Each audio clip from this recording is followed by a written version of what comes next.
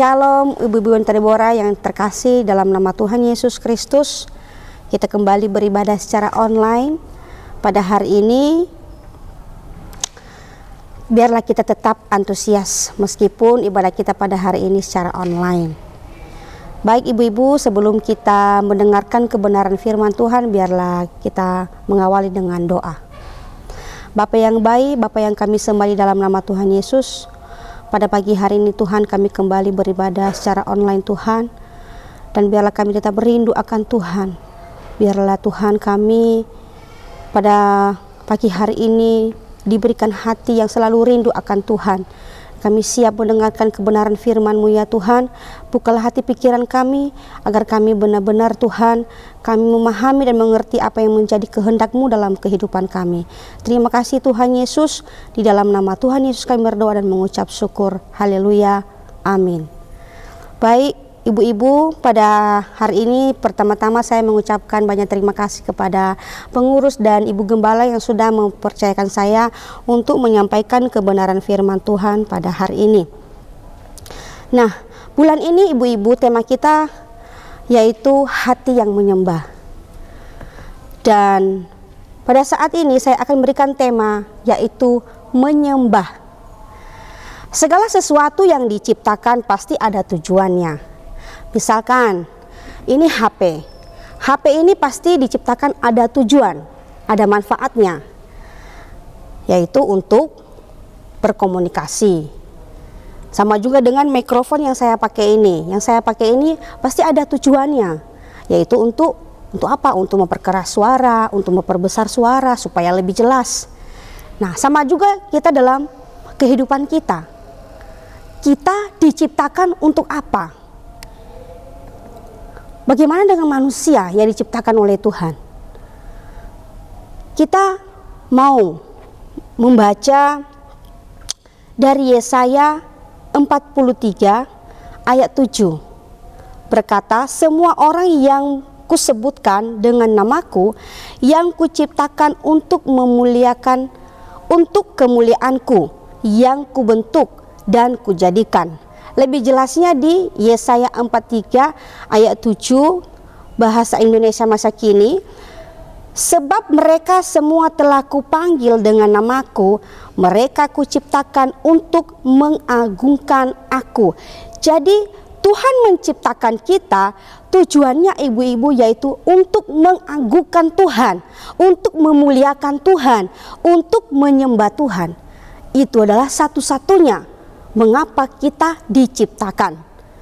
Nah, di dalam Lukas 4 ayat 8, Yesus menjawab, sembahlah Tuhan Allahmu dan layanilah Dia saja.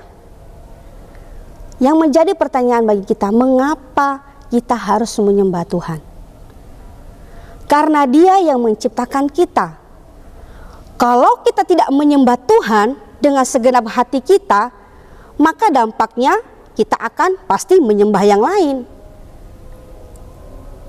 Yaitu misalkan kita akan mengutamakan pekerjaan kita.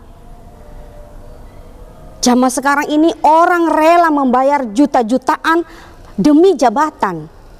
Itu yang disembah, jabatan. Apalagi yang disembah, uang. Dan masih banyak lagi hal-hal yang lain yang disembah. Jadi sudah lupa untuk menyembah Tuhan. Harusnya kita diciptakan untuk menyembah Dia, tapi kita lebih mementingkan hal-hal yang lain.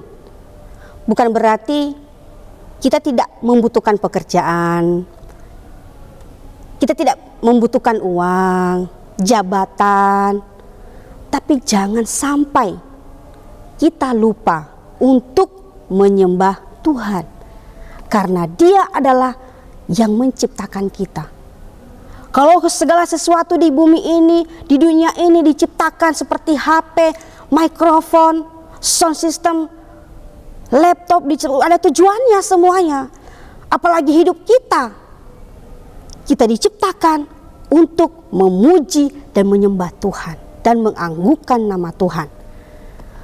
Di dalam Matius 15:8-9 berkata demikian, bangsa ini memuliakan aku dengan bibirnya, padahal hatinya jauh daripadaku. Percuma mereka beribadah kepadaku, sedangkan ajaran yang mereka ajarkan ialah perintah manusia. Terkadang kita mengatakan, aku mengasihi Tuhan, aku mencintai Tuhan dengan segenap hatiku. Tetapi kita lebih mementingkan hal-hal duniawi. Kita sudah lupa untuk memuliakan Tuhan, menyembah Tuhan.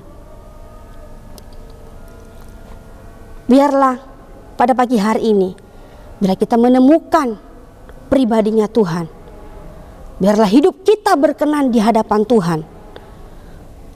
Pada pagi hari ini saya akan membagikan 3 poin. Ketika kita menyembah Tuhan, ada berkat yang kita dapatkan. 3 berkat ketika kita menyembah Tuhan. Yang pertama yaitu kita memiliki cara pandangnya Tuhan. Kalau kita sudah menyembah Tuhan, pasti kita akan berpikir cara bagaimana memandang setiap masalah itu akan berbeda. Di dalam firman Tuhan berkata, cukuplah karuniaku bagimu, sebab justru dalam kelemahan kuasamu menjadi sempurna. Jadi ketika ada masalah yang terjadi dalam kehidupan kita, kita akan berpikir, di dalam masalah ini pasti Tuhan bekerja. Jangan ketika ada masalah kita semakin mengeluh, kita semakin tidak mau menyembah Tuhan, kita jauh dari Tuhan. Tapi biarlah kita semakin mendekat kepada Tuhan, kita semakin intim dengan Tuhan ketika ada masalah yang terjadi di dalam kehidupan kita. Orang yang punya cara pandang Tuhan justru akan melihat kemuliaan Tuhan itu bisa dinyatakan di dalam kehidupan kita atau orang-orang yang percaya kepada Tuhan. Jadi cara pandang kita harus diubah. Mulai detik ini, mari kita ubah cara pandang kita untuk terus melihat setiap situasi, setiap masalah yang ada itu, milikilah cara pikirnya, milikilah cara pandangnya Tuhan, supaya hidup kita semakin berkenan di hadapan Tuhan. Yang kedua yaitu mencerminkan karakter Kristus. Kalau kita sudah menyembah Tuhan, pasti hidup kita ini mencerminkan karakter Kristus. Hidup kita akan semakin serupa dengan Kristus. Ibu-ibu yang terkasih dalam Tuhan, selama kita mengiring Yesus dan melayani Yesus, maka gaya hidup kita pun akan sama seperti Kristus. Karena semakin hari semakin serupa dengan Dia. Jika karakter Kristus ada di dalam diri seseorang, maka orang tersebut akan sama seperti Kristus. Di dalam Galatia 2 ayat 20, namun aku hidup tetapi bukan lagi aku sendiri yang hidup, melainkan Kristus yang hidup di dalam aku. Lebih jelas lagi di dalam 2 Korintus 5 ayat 17, jadi siapa yang ada di dalam Kristus, ia adalah ciptaan baru. Yang lama sudah berlalu, sesungguhnya yang baru sudah datang. Nah, ini menunjukkan bahwa kehidupan seseorang akan berubah atau mencerminkan kasih dan karakternya Kristus. Contohnya ibu-ibu, saya akan contohnya suami istri, ketika ada kedekatan pasti karakternya hampir sama. Contoh sederhana, saya sama suami, sama Matius, yang dulunya saya tidak suka pete, jadi suka pete karena suami saya suka makan pete. Jadi apa yang dulu saya tidak suka jadi suka. Karena apa? Karena saya dan suami sudah ada kedekatan, sudah suami istri. Apalagi ketika kita juga menyembah Tuhan, pasti ada kedekatan antara Kristus dengan kita. Orang yang dekat dengan Tuhan pasti sifat-sifatnya, karakternya, kasihnya pasti seperti Kristus. Orang yang nempel sama Tuhan pasti sudah tidak berbuat dosa lagi. Karena apa? Karena dia sudah dekat sama Kristus. Orang yang dulu tidak suka mengampuni jadi suka mengampuni, karena Tuhan suka mengampuni orang. Jadi biarlah kita semakin hari semakin nempel sama Tuhan. Semakin hari karakter kita semakin menjadi seperti karakter Kristus. Poin yang ketiga yaitu menyembah. Ketika kita menyembah, kita akan diberi kuasa. Di dalam Yohanes 15 ayat 7 berkata, "Jikalau kamu tinggal di dalam aku dan firman-Ku tinggal di dalam kamu, mintalah apa saja yang kamu kehendaki dan akan menerimanya." Dan kamu akan menerimanya. Nah, udah sangat jelas ini firman Tuhan ya. Ketika kita sudah menyembah Tuhan, kita mencerminkan karakternya Kristus. Kita diberi kuasa. Apa saja yang kita minta, Tuhan pasti kasih. Ya, ibu-ibu yang terkasih dalam Tuhan, betapa hebat dan ajaibnya Tuhan kita.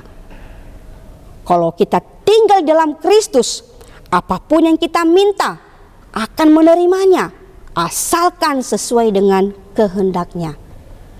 Jadi biarlah kita pada hari ini, mari kita mengevaluasi diri kita. Apakah penyembahan kita sudah berkenan di hadapan Tuhan? Apakah penyembahan kita benar-benar dari hati? Apakah penyembahan kita tulus? Dan hari ini ada 3 poin yang kita terima. Ketika kita sudah menyembah Tuhan, yang pertama, kita akan mendapat berkat, yaitu kita akan memiliki cara pandangnya Tuhan. Kita melihat masalah itu akan berbeda. Yang kedua, kita akan mencerminkan karakter Kristus. Dan yang ketiga, ketika kita menyembah Tuhan, kita akan diberi kuasa. Nah, pesan saya pada hari ini, bagaimana agar kita tetap menyembah Tuhan? Yang pertama, ada kerinduan. Kita cari Tuhan. Seperti seorang yang baru pacaran, pasti ditelepon, "Kamu di mana sayang? Sedang apa?" Pasti akan dicari terus, cari info terus, di mana posisi kekasihnya berada. Sama juga halnya dengan Tuhan. Kita cari Tuhan. Setiap pagi, setiap saat, kita selalu rindu untuk berdoa, merenungkan firman Tuhan. Dan yang kedua, ada kedekatan. Artinya bahwa kita harus selalu bertanya sama Tuhan, apa yang Tuhan mau dalam hidupku? Apa yang Tuhan inginkan dalam hidupku? Jadi biarlah kita tetap bertanya sama Tuhan, apa yang Tuhan kehendaki dalam hidup kita. Dan yang ketiga adalah ada hasrat. Selalu berjalan bersama, selalu rindu. Jadi seorang suami istri pasti akan selalu sampai selama-lamanya, sampai maut memisahkan mereka. Sama juga kita dengan Tuhan. Biarlah kita tetap mengiring Tuhan sampai Tuhan panggil. Jadi biarlah pada hari ini firman Tuhan mengingatkan kita kembali untuk semakin kita dekat sama Tuhan. Dan biarlah penyembahan-penyembahan kita semakin berkenan di hadapan Tuhan. Tuhan Yesus memberkati. Amin. Mari kita berdoa. Bapa yang baik, Bapa yang kami sembahi dalam nama Tuhan Yesus, kami bersyukur ya Tuhan untuk pada hari ini kami kembali diingatkan untuk semakin kami menyembah Engkau di dalam roh dan kebenaran. Biarlah Tuhan hidup kami semakin intim dengan Tuhan, semakin rindu akan Tuhan. Biar kami tidak lupa Tuhan. Biarlah setiap hari Tuhan ada kerinduan untuk merenungkan firman-Mu, untuk membaca Alkitab, untuk berdoa. Karena itu adalah yang Tuhan inginkan dalam kehidupan kami. Ajar kami terus Tuhan, tuntun kami terus Tuhan, biar kami menjadi pribadi-pribadi yang selalu melekat kepada Tuhan. Terima kasih Tuhan Yesus. Kami mengakhiri ibadah wanita pada hari ini. Di dalam nama Tuhan Yesus kami berdoa dan mengucap syukur. Haleluya. Amin.